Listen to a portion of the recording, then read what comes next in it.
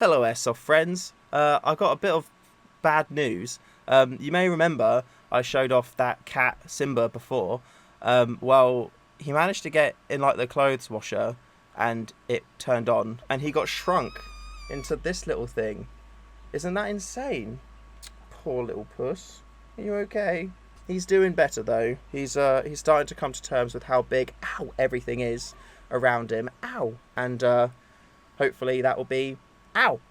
Where are you going? Oh, I was joking. This is our new little puss. Her name is Kiara, which you may know is Nala and Simba's little daughter in The Lion King 2. And yeah, look how cute she is. Can you see if I go around this way?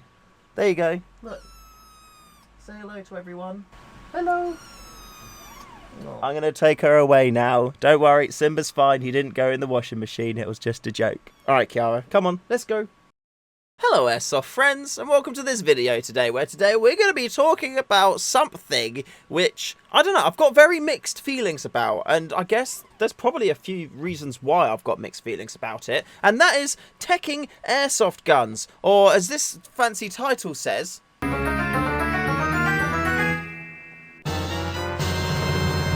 teching airsoft guns. It's something that a lot of us will do at some point in our lives, although there will probably be a fair few of us out there who don't really do any of that. The most that most of us will go to is, you know, working out where the hop unit is and then adjusting the hop, and boom, I am now tech man. But there are some of us out there who just kind of like go even deeper than that, and you know, can build everything from scratch and whatnot, and just have like this amazing, insane, detailed knowledge of just airsoft riffs, which is very handy when things seem to break down. Now, there's something out there called right to repair, and although right to repair isn't really anything in regards to, you know, like airsoft isn't involved in that as like a proper act, you could look up if you want to, but essentially right to repair is an idea that everyone out there should be able to repair their own stuff if they want to, if they should be able to, if they need to, things like that, as opposed to having to go back to the manufacturer for them to get repair. Now in airsoft you don't really have that. Like my AAP here, if this breaks, I don't have to send it back to Action Army to repair. Hell, they won't repair it if I send it back to them. I have to do it myself, or I have to send it to a tech who knows their stuff and will, you know, be able to do it for me. Now in the early days of airsofting, like well, even before that, when I was a child, I liked to take stuff apart. I loved to get into the insides of things and work out how they worked, because for me that was something which was really interesting. Like, I'd look at a clock and I wouldn't go, wow, I can tell the time. I'd be like, what? How does this tell me the time? What's going on inside? You know, what parts, what components does it have in order to be able to tell me what the time is? So then I'd take it apart. I'd then realise there was lots of little things inside it, and then I wouldn't be able to put it back together again, and that thing was now broken, and then my parents would have to buy a new one, and I would just be like, well, I don't know, that's just a thing. And that's exactly what happened with my very first Airsoft Rift, my Vulcan Mod M ASL M4 that I had. It was a wonderful little rifle. However, I wanted to know how it worked, and you know what?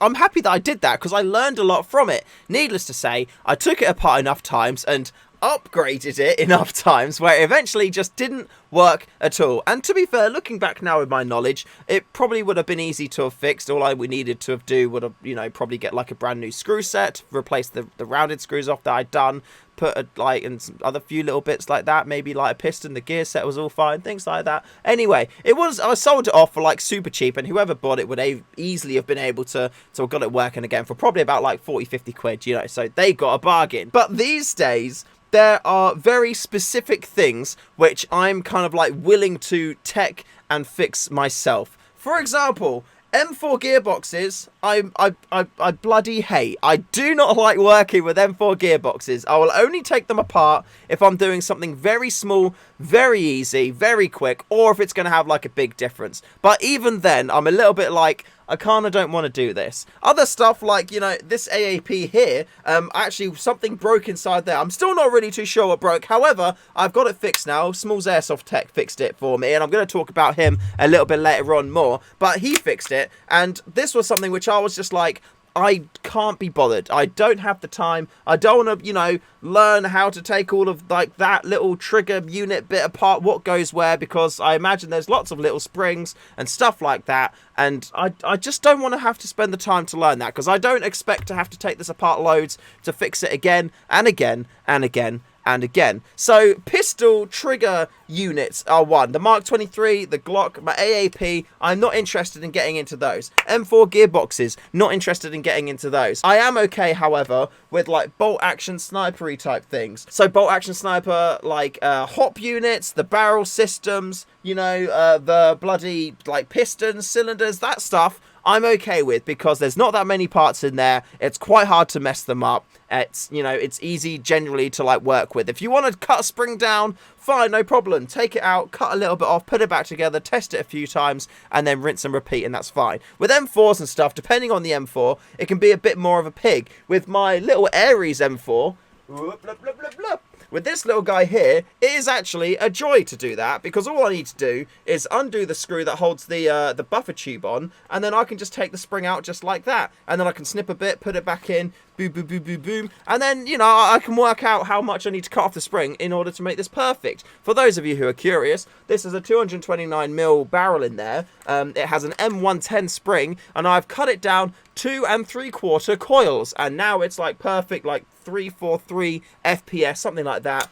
Absolutely lovely stuff. So yeah, there you go, little snippet of info there for you. However, my Crytac, which is a quick change spring, and just as a quick note to all manufacturers, if you have to take the entire gearbox out of the lower receiver, it is not a quick change spring. It is, granted, it is quicker than taking the gearbox apart as well to remove the spring, because that is a pain, but maybe not advertise it as quick change. The Aries one, I can remove the spring from the stock. That is quick change. If I have to remove the gearbox in order to get the spring out, no, it is not quick change. It is slightly faster change spring. Ooh. Like, that's one of the reasons why I just hate working on M4 gearboxes. If it's a quick change spring like that, then it's okay, because changing the spring is great. And once that's set, your rifle is pretty much set. You'll only need to change the spring, I guess, in like a year's time or so, once it's worn down a little bit, or if it's like worked in and it's a little bit less FPS than you'd like it to be. Those are the only kind of real times. But yeah, working in M4 gearboxes, because there's lots of parts in there, I genuinely don't like it. I've done my Aries, and it actually worked out quite well, but these days, if something breaks, if it's like a pistol,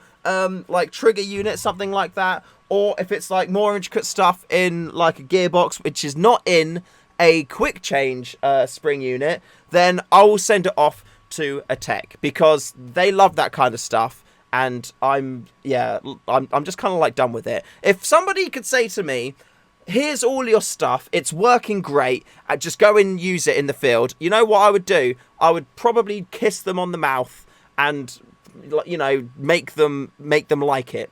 that's I would definitely do that. They would probably ask me for money, but, you know, I'd probably try the whole kissing approach first. If that didn't work, I'd then get my wallet out, or, you know, ask them to get their wallet out for the kisses. Maybe that would work. No, that's wrong. That's illegal. Anyway, that's very strange tangent to the side. I was mentioned Small's Airsoft Tech before in the past. I'm going to bring him back up now, because he's a dude who I've known for like almost 15 years now, something like that, around 15 years. And he actually went with like our group of friends when I went airsofting for the first time. So he kind of like helped me get into airsofting, and we play with each other like quite often, along with like, you know, other members of our friendship group, which is great to see. It gives us a real good excuse to actually meet up and chat and just, you know, hang out, which is great. And especially because I moved away to be with my missus, you know, it's about like an hour and a half, 2 hours drive, so, you know, it's not just like down the road and you can go for a pint. So it's really great to have, you know, an excuse to you know, of going out and playing airsoft, to hang out with each other. But anyway, Smalls is a very, very clever guy. He knows his stuff, and I thought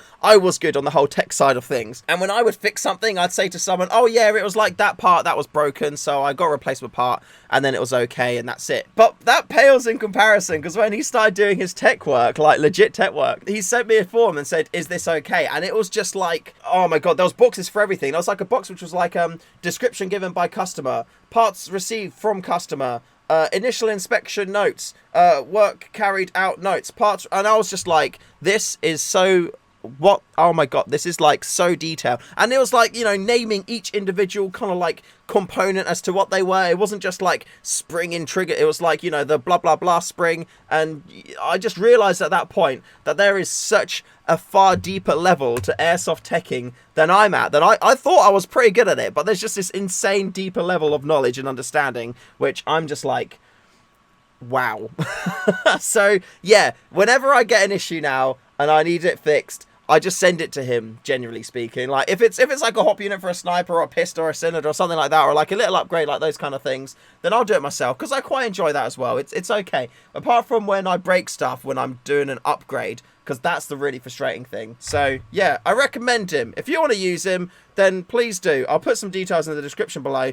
Drop him a DM. Or, if you don't want to, you know, send stuff down, but you've got some questions, head over to the Discord. There's a link below in the description, and tag him at Smalls Airsoft Tech, Smalls with a Z. Not the first S, it's like the end Z. It's like Smalls with a Z, Airsoft Tech. Just tag him on the Discord in the Airsoft Tech channel and be like, yo, here's a question, and yeah, he'll get back to you and let you kind of know. And yeah, all good stuff there. Hooray! And with that being said, thank you very much for watching. Big shout out to all my patrons for supporting the channel month of which Smalls actually is one. So thank you, Smalls, as well, for being a patron there. You are a wonderful, lovely man. And a big shout out to the StayFreshShoe Airsoft community Discord channel too. Make some Airsoft friends in there. There's lots of lovelies in there. And remember, ask him some questions to help you get your stuff fixed, because he's good like that. And with that all being said, thank you all very much for watching. Remember to call your hits, and I'll see you in the next one.